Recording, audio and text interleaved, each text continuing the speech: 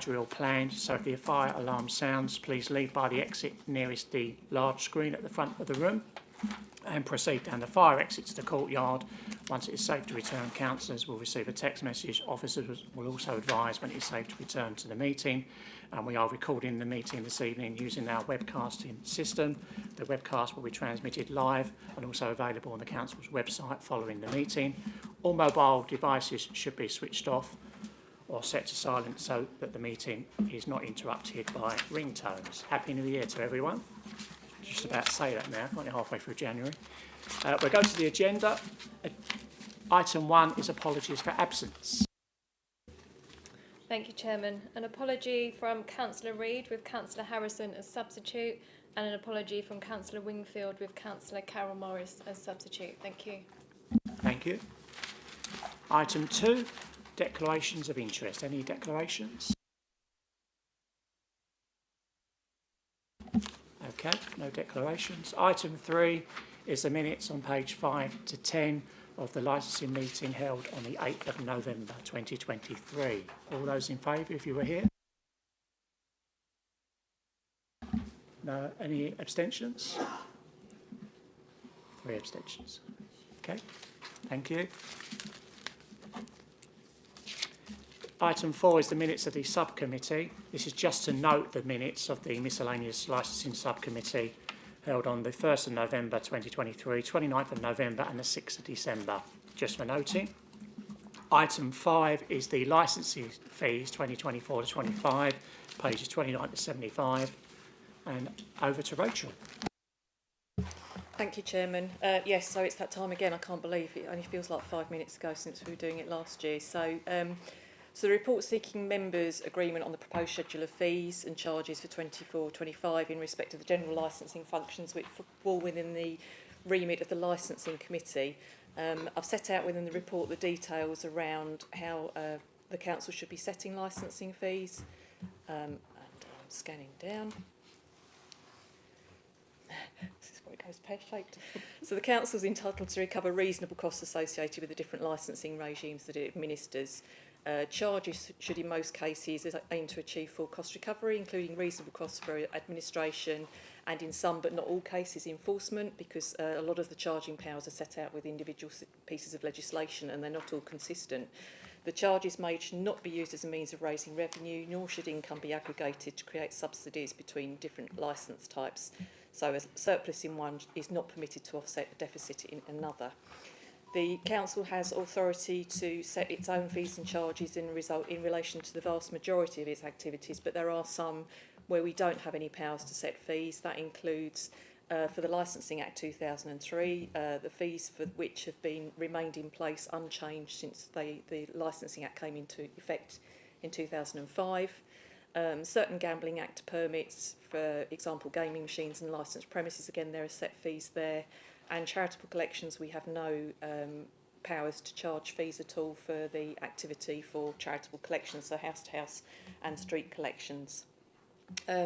We have the added challenge of a number of ranges of licence types. So we have licences some that run for a year, some that run for 2 years, some that run for 3 years, some that run for 5 years. So we have the added challenge of trying to keep track of that fee income and how that's managed across the period of the licensing income. Under the medium-term financial strategy, budget setting was looking at an increase of 8.7% across all fees, but again that's subject to reasonableness against the particular activities concerned. So in relation to licensing fees, that means that fees may increase or decrease year on year.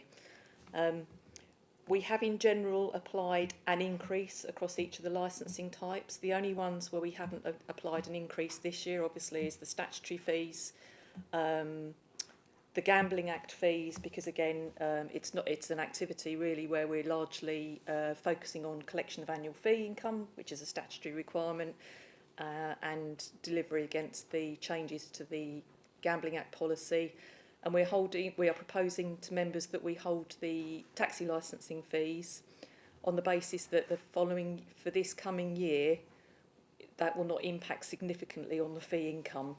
We're not expecting a significant number of renewal applications in during 24-25. This is our significant renewal of the year this year, so it'll be a quiet year for next year. And we're looking to bring a review of the taxi licensing fees during the coming financial year. We are experiencing a decline in the number of licence holders in the taxi licensing trade for a number of reasons, cross-border hiring being one, and it's certainly something we want to look at as part of our review of the licence conditions as to how we might be able to attract new driver applicants particularly, and also encourage vehicle proprietors to remain within the trade as well. So that gives I've given a general overview of each licence type and the process that we've applied. We are in the process of looking at the way the fees are accounted for across the licensing and environmental health functions to try and increase transparency there. It's been a challenge trying to account for our animal licensing fees. We've got some significant time recording review going on at the moment across the whole service, not just with the licensing officers, to try and help us identify and make sure that we are accounting for our income appropriately. I have included the budget books for the relevant service areas, which is quite high level. Environmental health is currently showing a surplus. And this is offsetting the deficit in the taxi licensing, but I suspect some of that will be offset through realignment of the budgets. I don't know if members want to ask any particular questions, but that just gives an overview.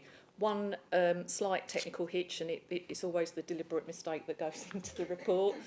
Page 51, the personal licence is showing it's a set fee. We can't change that fee, but there's a change that needs to come out of there, and I suspect it's been in there for a while, but nobody's picked it up previously. Is the Deregulation Act means that we no longer renew personal licences every 10 years, so that will need to come out. I'm flagging that to members just as a technical detail, but thank you. Thank you, Rachel. We'll open this up to members. Councillor Headley. Chairman, if I've understood the officer correctly, quite rightly, we can't set fees at a level where we make a profit. But is my understanding correct that we can recover the cost of the service through the fees? I may have a supplementary depending on the answer, Chairman. So we can recover costs of the licensing processes through the fees as the law allows.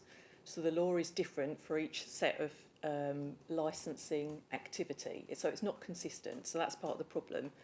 I think the other issue that we've got is that we can't. I think there's an element. There will be elements of the function that we won't be able to account for. There's certain elements of enforcement that we can't recover cost for, and there will also be sort of general admin that aren't specifically related to licensing generally that we won't be able to claim for. I think the other thing for me at the moment, and certainly is a big issue for us, is the efficiency of, we were hoping to be able to move forward with our digital improvements in the taxi licensing service.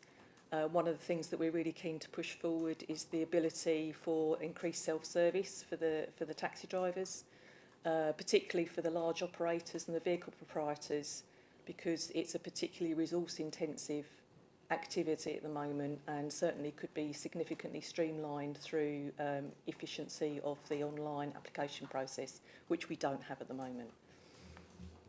If I can come back on that, Chairman, then again, if I've understood it correctly, what we're saying is that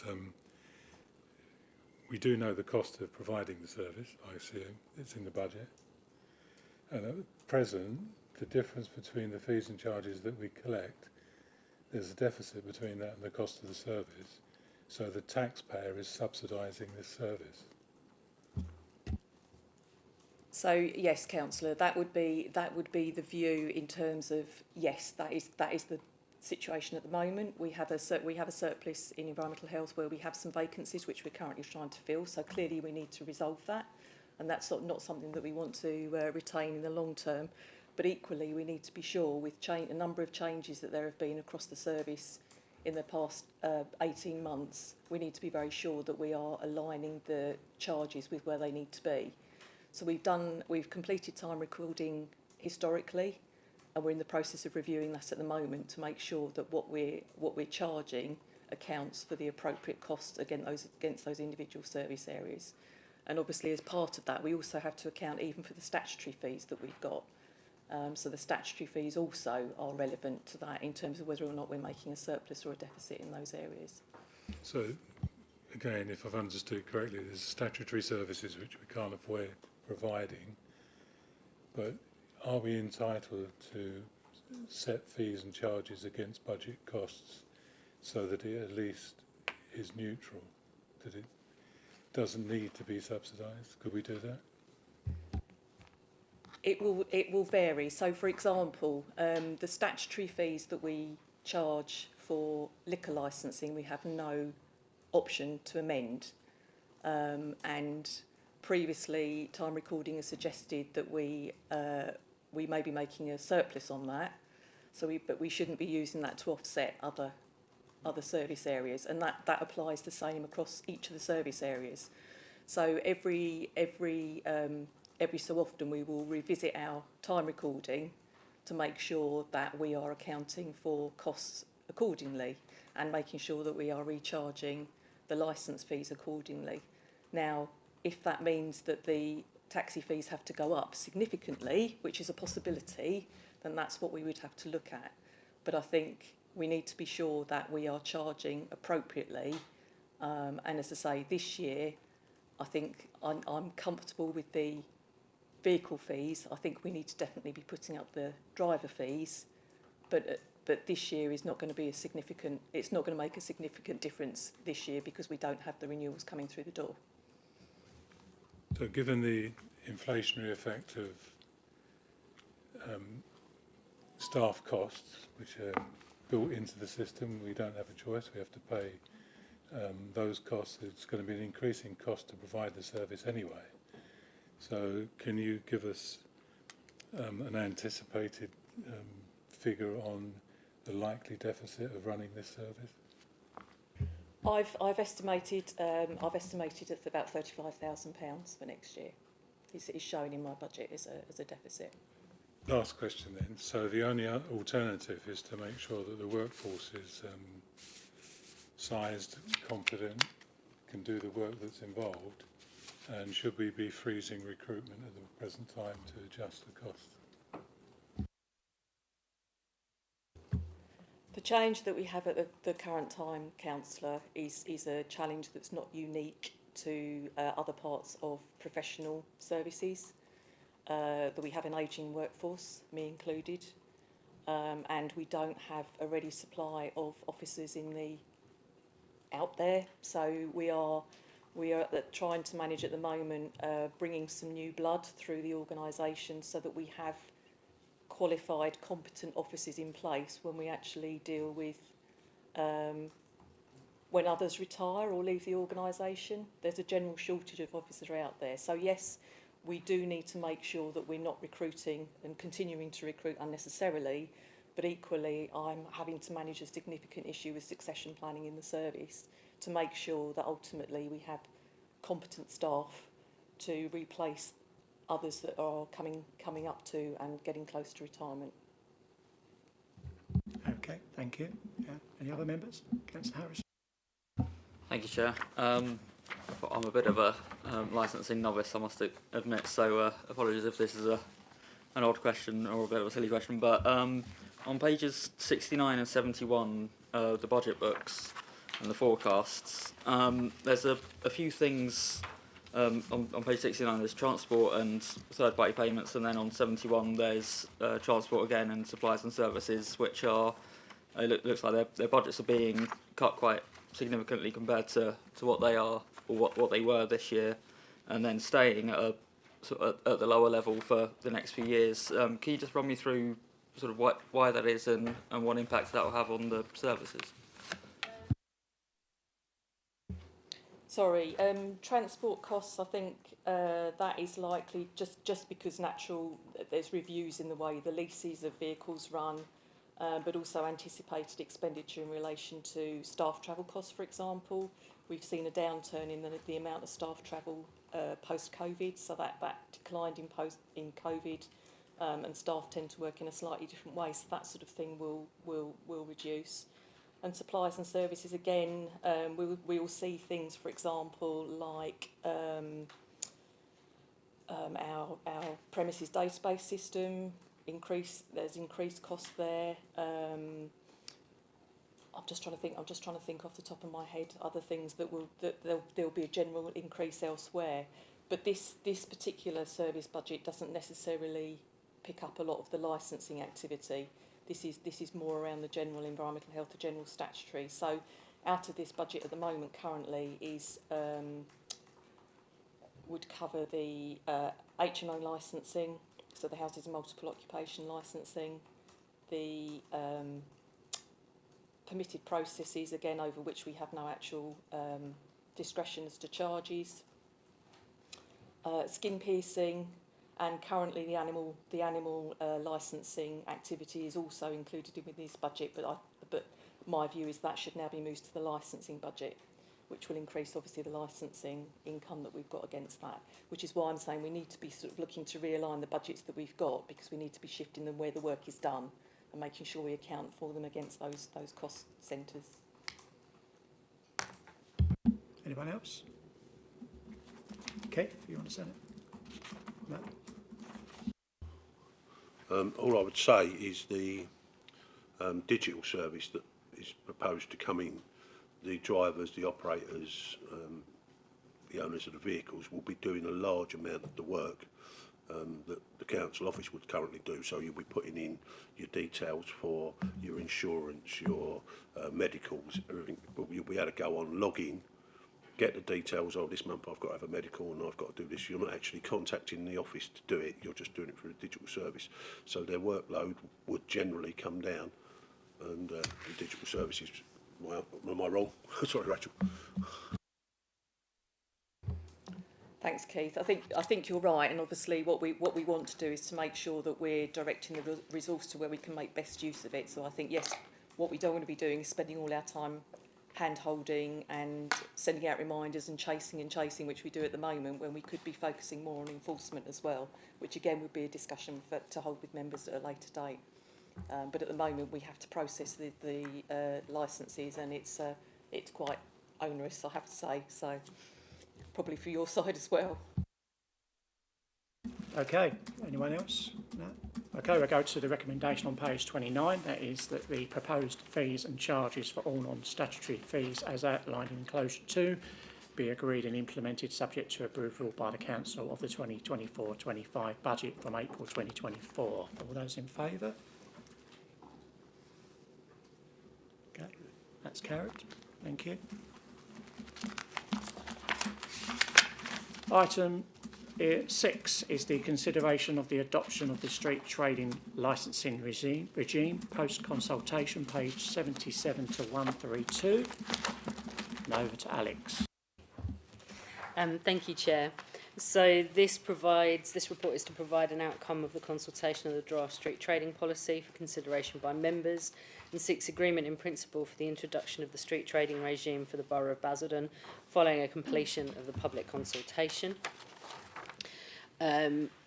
So just give you some background. The power to operate street trading licensing scheme is provided for the council under section 3 and schedule 4 of the Local Government Miscellaneous Provisions Act 1982, which allows a local authority to introduce a scheme allowing the determination of where and when it will permit street trading and what criteria will apply. So just to take you back, on the 13th of October 2016, a report was considered by members seeking agreement in principle to the introduction of the scheme, and the committee resolved that it would agree in principle that a scheme in relation to street trading under Schedule 4 within the Borough of Basildon be devised to form the basis of further consultation and a future report to Council, and that officers were directed for a draft report to set out the principles, identify an appropriate schedule of fees, and prepare an appropriate consultation plan, taking into account the relevant legal requirements for consideration by a future licensing committee. So a report was brought before members for their future consideration and review in July 2021. This did go out for consultation, and we're coming back for that. So the draft policy is shown as enclosure number 2 and intends to promote a flexible approach in relation to applicants seeking to operate street trading business, whilst endeavouring to ensure that the activities do not cause nuisance or annoyance to people in the area. The scheme and its associated conditions aim to ensure local businesses, local communities and visitors are not adversely affected by street trading. The scheme aims to prevent the obstruction of streets and minimise the risk of public harm to the environment caused by street trading activities. So the purpose of this street trading policy is twofold, which is to provide a fair and transparent decision-making framework and process for the determination of applications for street trading consents, and to support the creation of a street trading environment which is sensitive to the needs of the public, including local residents, provide diversity and consumer choice, and enhance the character, ambience and safety of local environments. The Council is entitled to recover the reasonable and proportionate costs associated with the grant or renewal of a licence or consent. And the proposed fee schedule is set out within the Licensing Committee fees report for 2024 to 2025.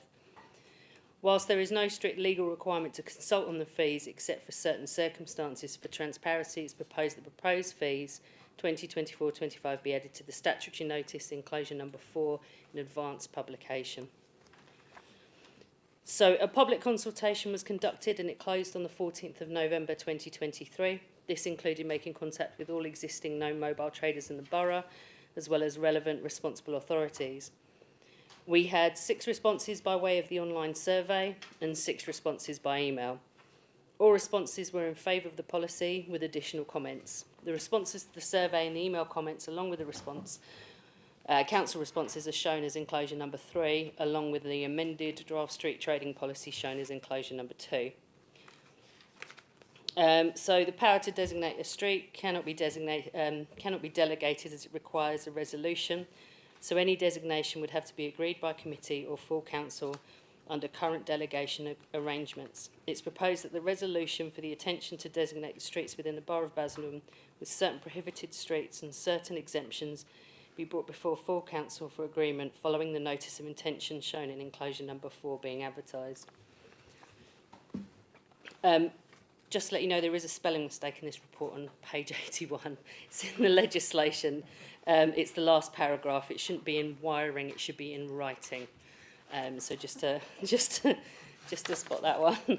And then, so the recommendations are that the licensing committee consider the merits of each response received during the consultation process, shown as enclosure number 3, and that the proposed amendments as a result of the consultation undertaken on the draft proposed street trading policy, shown as comments in enclosure number 3, be agreed for inclusion in the draft policy as shown in enclosure number 2, taking into account any additional views expressed by the licensing committee. And I apologise again, there is a mistake in the number 3. The approval of the formal 28 statutory notice advertising the intention to pass a resolution to adopt the street trading designation, shouldn't be policy, it should be designation, at full council number 4 in a local newspaper in accordance with the required legal process. This notice will be published in advance of the full council meeting. And that the licensing committee delegates to the head of environmental health in consultation with the chair of the licensing committee the consideration of any representations to the statutory notice. If as part of this consideration it is determined that any of the representations are significant, these will be brought back to licensing committee for consideration and determination as to whether any further action is required. And 5, if no representations are received during the 28-day statutory notice period, or are later withdrawn, or are deemed to be insignificant in accordance with recommendation 4 above, that the revised draft policy and designation as proposed, shown as enclosure 2, be recommended for full council for adoption. That's it. Thank you, Alex. Got there. Members? Councillor Webb. Thank you, Chair. I'd just like to on the back of really what Councillor Headley was saying earlier about the previous item. If this goes through, is agreed, how will the licensing be enforced going forward? Are we geared up as an authority, staffing-wise, to be able to carry this forward in the present time? Thank you, Councillor. Very, very valid question. So I think we're certainly gearing up on the administration side, and I'm gearing up, we're obviously gearing up the licensing team, but also the food officers as well as part of that. And the food officers have been pushing for this for a number of for some time, in terms of actually we need to stop mobiles coming from neighbouring authorities, because we haven't got a street trading scheme, and it'll give us a little bit more control over the number of mobile traders that we have operating in the area. I don't doubt that there will be challenges along the way, and we will learn as we implement the policy to understand actually how effective it is and how straightforward it is to actually enforce. I've got no doubt that there will be challenges, but we will use our experience to then work out whether or not we need to revise the policy and actually how we are enforcing it.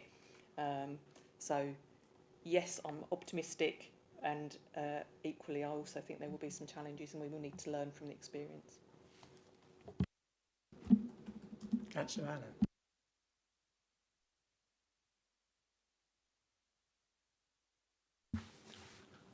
Page 94, first paragraph. About street trading consent is not required for premises used as a shop. But we have had problems with shops trading on the pavement. Is that part of this this policy here? It's not looking at that, so I understand what you mean. There's obviously some sort of local shops that also have selling fruit and veg outside the front. For us, it wouldn't fall under this policy, because we're trying not to double licence or double, have a double requirement for them. These are solely for those street traders, because that's deemed as an extension to their shop. Any enforcement of obstruction of the highway would come under Essex County Council, and looking at that side of it, or those who own the land. There's no licence required. No, they wouldn't be proposed in this, because it would already be part of their licence, part of their existing shop that they pay rates for. So we didn't want to also put a street trading consent in there as well. If this is solely for those that would be looking at mobile ones that didn't have a shop attached to it, that's what we're looking at. Thank I've got a couple of questions for you. Am I right in thinking a portable consent will be something like ice cream vans that can travel around to any events? And am I right in thinking if I was to put on an event somewhere, a community event, I might not need a licence, or if I did have a licence, it would cover the people that are coming on the pitch?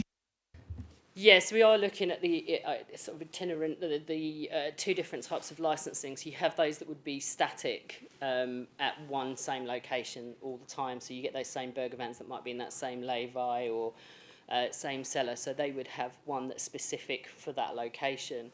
But then we also have looking at incorporating the ice cream sellers and the ice cream vans. So they would have one that covered the whole district that has specific conditions attached to theirs. So, for example, I think we've looked at a condition in regards to not being able to remain in one position for longer than a certain amount of time. They couldn't return back to it within a certain amount of time. They'd have to be certain locations or distance away from school gates. There's things in there in regards to obstructions which the static sellers wouldn't have, because their consultation will be specific for that location when we look at highways. So those are the two different types. And in regards to sort of fates and charity, things like that, then yeah, there's exemptions in regards to those and how we would do it. But if you wanted to license a one-off market with a number of different stores, then that could also be done as well under this. And also, how would that affect people that have already got premises licences? So those that have existing premises licences, the policy looks at them having an exemption to street trading consent, because they have already been consulted on and pay an annual fee in regards to their premises licence. So, for example, we have a number of late night refreshment vans within the borough, so that means that they have to have a premises licence because they serve hot food and hot refreshments between 11 p.m. and 5 a.m. So because they already go through a consultation process, the proposal was that they would be exempt from street trading consent. I think in one of the comments that was made was that obviously they haven't been looked at by the street trading consent, so aren't covered under the food hygiene, or may not be covered under sort of a consultation with Essex Highways. So one of the sort of proposals would be that, you know, if we looked at it, they could get street trading consent but not pay the fee for the street trading consent, because we already collect an annual fee under the Licensing Act. So there was another way to look at it that way, but currently we're looking at them being exempt. Finally, what level of income are we anticipating? I haven't really worked that out as yet. They were around about 40, I think we said, in the district. And then I can't remember what the fee was for the street traders on this one. You throw me there. I think we estimated around £10,000. I think is probably that for an annual fee. But again, clearly it's a bit of a guesstimate at the moment as to how much time it's actually going to take, and the cost of developing the policy and consultation will need to be factored in over a time period. We won't sort of weight it in year one. So that will also need to be considered as part of this view of our licence fees, because it will be coming into the same income against the same cost centre. And this policy is something that's going to be looked at in the next municipal year, isn't it? Yeah, we would have to go out. We'd have to put the statutory 28-day notice in the paper and then go before full council, obviously depending on if we get any objections or anything to it. So it would not go until into the next municipal year. Okay, any questions from anyone? No? Okay, then we'll take the recommendations on page 77. I won't read them all out, we'll take them all in block 1 to 5, just to change on number 3 where it says a resolution to adopt the street trading, will now read to adopt the street trading designating at full council. All those in favour? Okay. Any against? Abstain? Okay, thank you.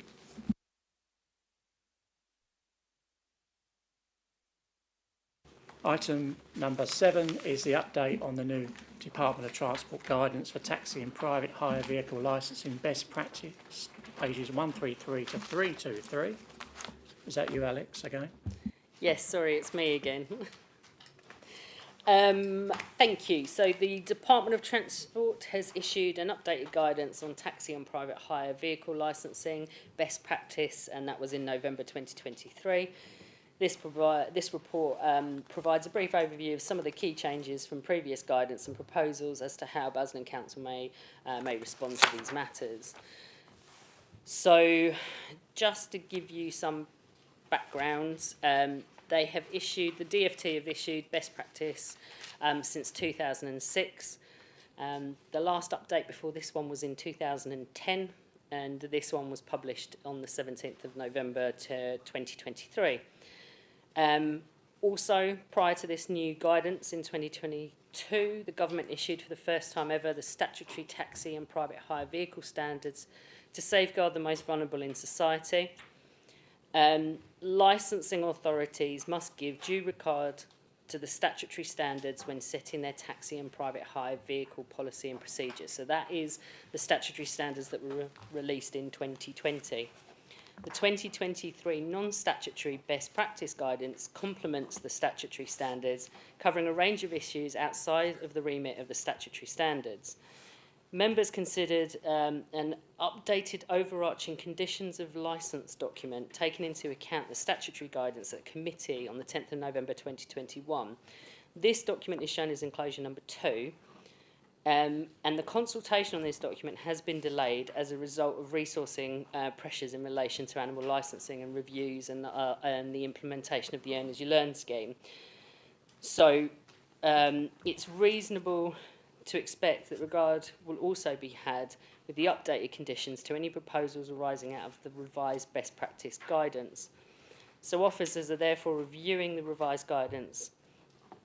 One of the recommendations to this report is to consult the trade, the public and other stakeholders on the overarching document encompassing all the hackney carriage and private hire vehicle driver and operator conditions and suitability criteria, and also take into account an updated DFT guidance on its best practice, which was published in 2023.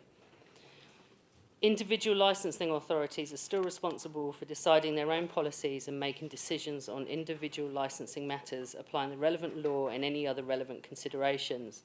The best practice guidance is intended to assist licensing authorities, but remains only guidance, and is not intended to provide a definitive statement of law. Any decisions made by a local authority remain a matter for that authority. Licensing authorities still need to seek their own legal advice on issues that are particularly relevant to them, and the Department of Transport is not responsible for interpreting the law, and that remains a matter of the courts. So this guidance does not seek to cover the whole range of possible licensing requirements. Instead, it seeks to concentrate on those issues that have caused difficulty in interpretation in the past or seem of particular significance. The law on taxi and private hire vehicle licensing still contains many complexities which are beyond the scope of this guidance. The best practice guidance makes a number of recommendations around such issues as the promotion of accessibility, enforcement, licence holder assessments and vehicle suitability. The guidance also makes reference to the new tax checks which were implemented by HMRC in April 2022 for new and renewing applications, which are in place already at Basildon as part of the application process. So along with the guidance, there was a number of other documents that were published, so things like taxi bylaws, updated models, driver vehicle checklists. So an overview of the best practice steps is set out within the guidance for local authorities to consider when reviewing their conditions of licence. A review of these guidelines has been provided in the summary shown as enclosure number 3 with proposals around the next steps.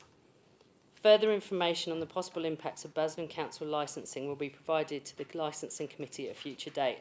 However, at this time, there is an opportunity to consult on the overarching hackney carriage and private hire licensing document, along with sections of the DFT guidance.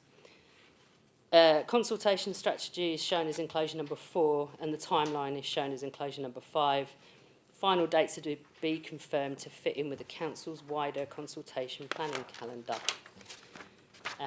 So the recommendations are that the members note the updated DFT best practice guidance is set out in enclosure number 3, and where these are, and where these may necessitate a review of the local licensing practices within Basildon, and members instruct officers to commence a consultation on the draft taxi and private hire licensing overarching document in enclosure 2, with consideration within the consultation given to the DFT best practice guidance. Review of the consultation results and any recommendations will be presented to members at a future meeting of the Licensing Committee. It's the end, finally. Thank you. Members? Councillor Carol Morris. Thank you, Mr. Chairman. Just a couple of clarification, if I may. On page 163, 11.1, there's a list of taxi ranks. For some reason, Wickford train station doesn't seem to have appeared on that list.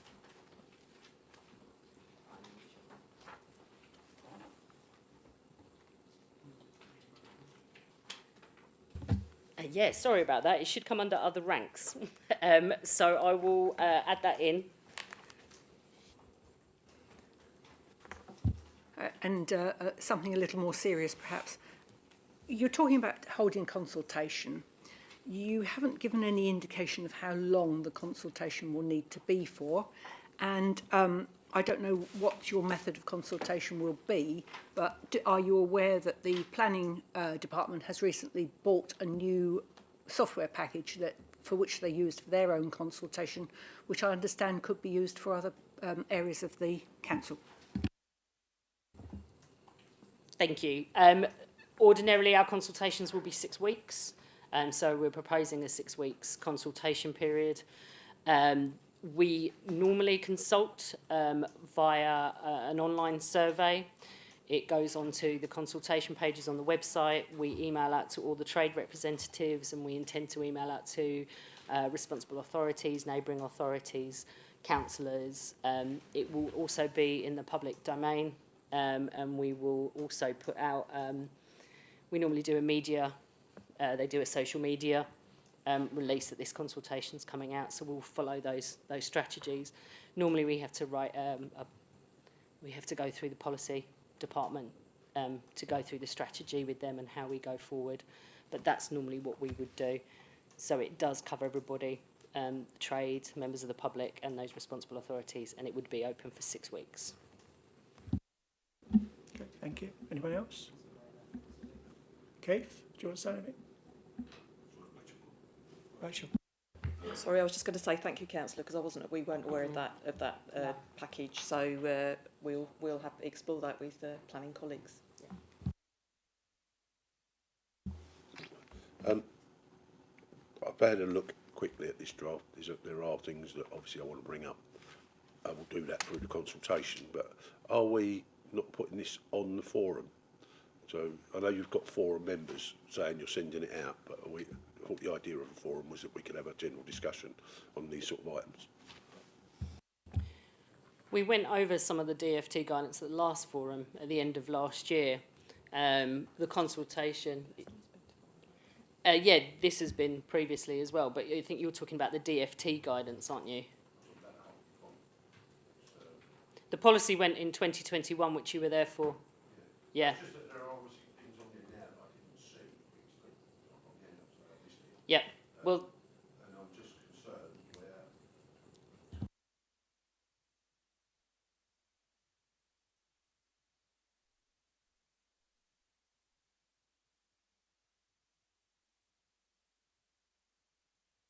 that's always been there.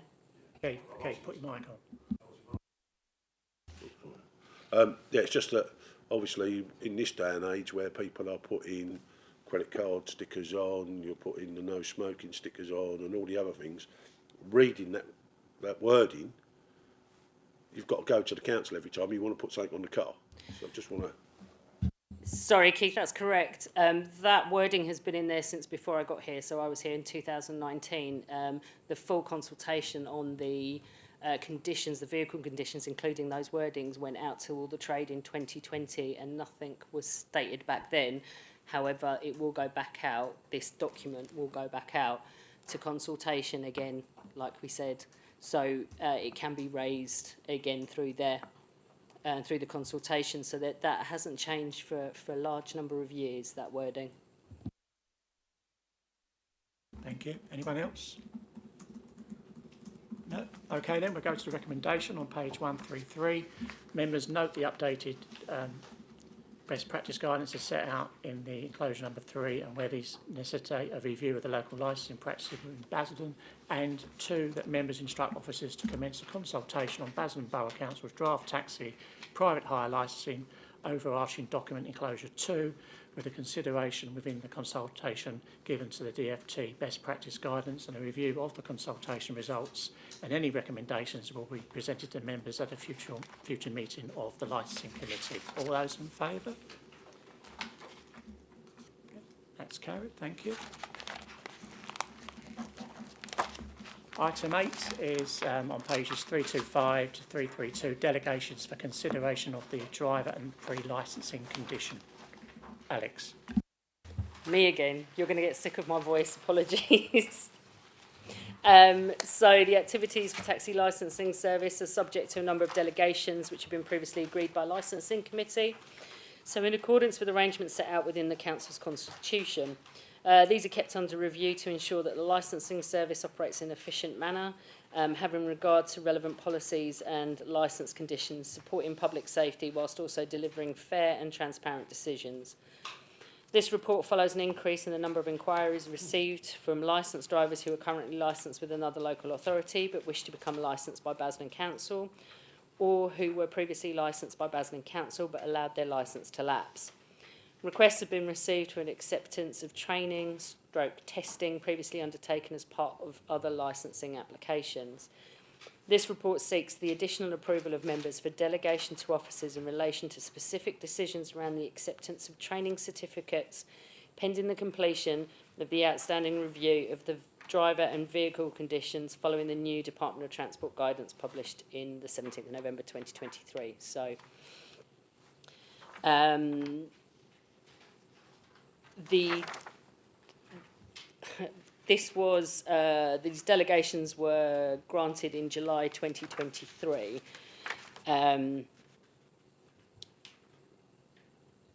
The availability to determine the consideration of the suitability of the passenger assistance, disability awareness and driving assessment for applications under the pilot Earn as You Learn scheme for new drivers who already held current Hackney Carriage or private hire driver's licences with another authority and had requested that training certificates be accepted as meeting pre-licensing requirements.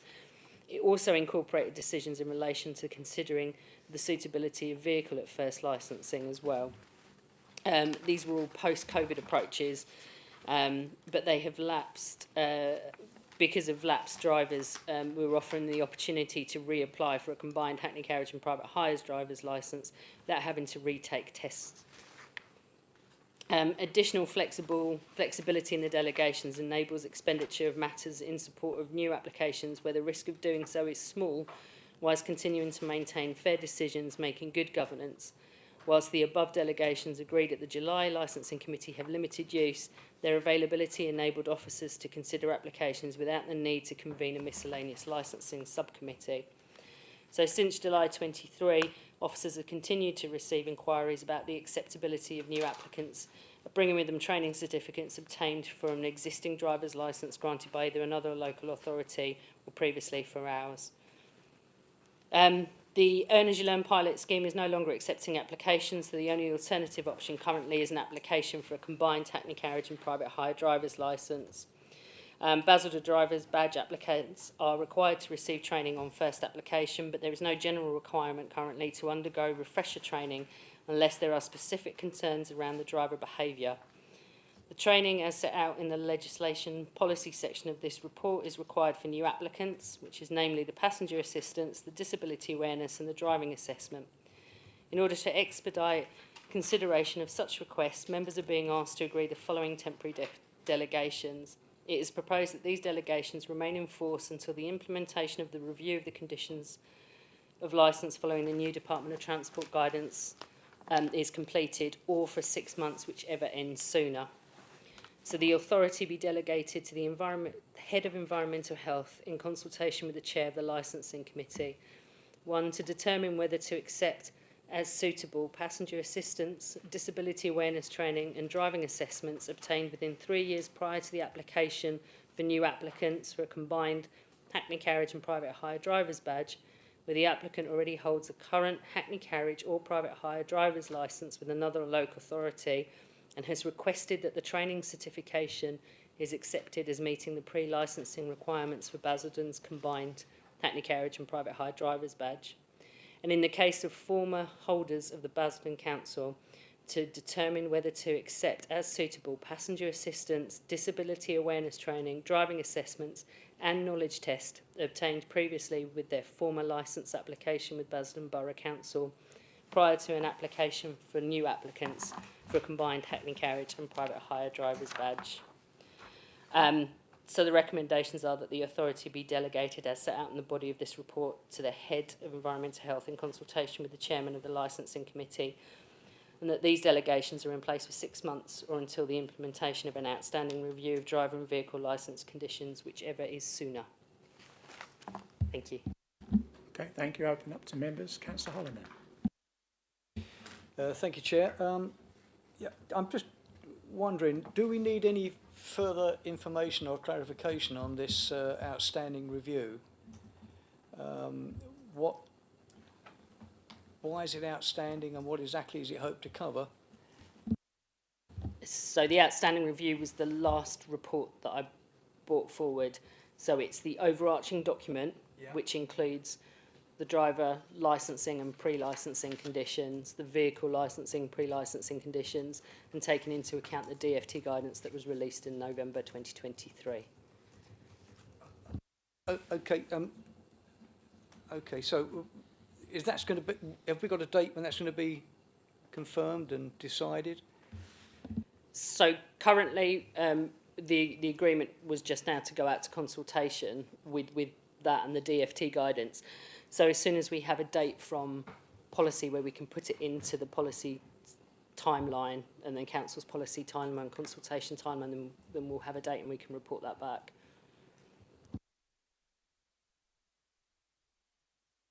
Sorry, Chairman. I think we've had a discussion around this because there's some significant issues in the statutory guidance. So we're proposing at the moment that consultation is there will be specific consultation questions around the policy or the conditions document itself. So the overarching conditions document, you know, is it clear?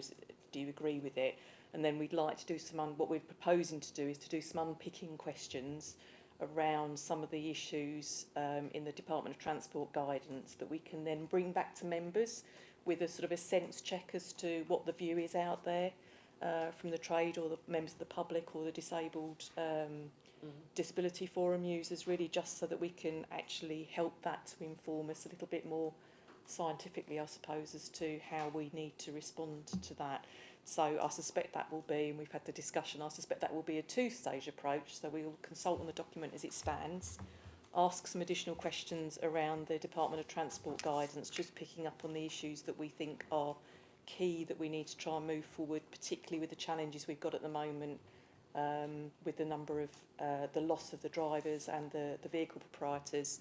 And then once we've sense checked that, we can then bring that back to members with some proposals about how that then is reflected in the conditions document. I think it's just the fact that there's quite a lot to chew off in one go, and clearly the trade will have some views on that, as will members of the public, and I'm hopeful we'll get some engagement with the Disability Forum and their members as well, because I know again the members have expressed interest in trying to understand how the disabled users are finding the experience as well. So yes, we'll try and get it back as quickly as we can in the new municipal year, but it's likely that we will still have to do a bit of more consultation in relation to further changes, but we hopefully will have some evidence to present to members about the public views out there. If that Yeah. Okay, anyone else? Keith? Sorry, Rachel, you mentioned about refreshers on training and so on. I thought part of the digital programme that you were looking at was that when a driver logs in to the system or the owner, there'll be like a number of videos like YouTube, but obviously not YouTube on it, but on that system, and the driver can do a refresher training by going in through the digital system rather than being dragged into an office and losing a day's work or whatever. you're way ahead of us, Keith. I think we need to get the digital system over the line first. So yes, I mean obviously that would be good, and it's certainly something that Alex and I have looked at previously in terms of how can we streamline the training, because we're aware obviously that it takes drivers out of their working day, but equally we have to balance that with knowing that is that driver actually sitting watching that and doing that test.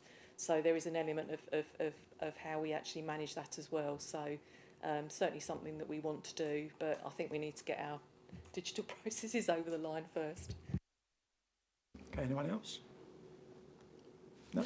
Okay then, the recommendation on page 325 is that the authority be delegated to set out in the body of this report to the Head of Environmental Health in consultation with the Chairman of the Licensing Committee, and that these delegations are in place for 6 months or until the implementation of the outstanding review of the driver and vehicle licence conditions, whichever is sooner. All those in favour?